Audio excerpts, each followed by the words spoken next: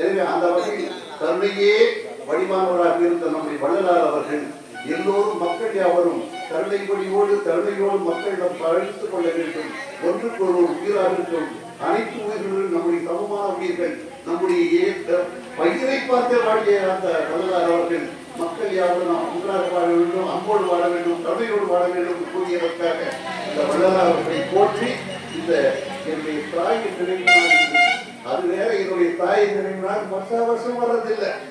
அது ஒரு நல்ல போயிருந்தாவோ லீக் வருஷத்துக்கு பிப்ரவரி மாசம் 29ஆம் தேதி தான் என்னுடைய அம்மா இறந்துட்டாங்க. அவ பிறந்த நாள் நமக்கு தெரியாது.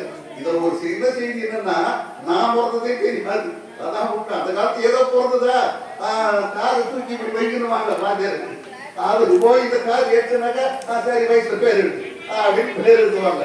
அப்படி வளர்த்தவங்க நாங்கெல்லாம். இன்னும் சொல்ல போனா தாய் எங்க அப்பாவுக்கு நாங்க 9 பிள்ளைங்க, 1 அல்ல 2 அல்ல 3 தினம். ஆனால் வருவாய்க்கு வழி இருக்கானா? வருவாய்க்கு வழி இல்லை எங்க அப்பாவுக்கு. அதனால வறுமையிலேயே வளர்ந்தோம் நாங்கள்.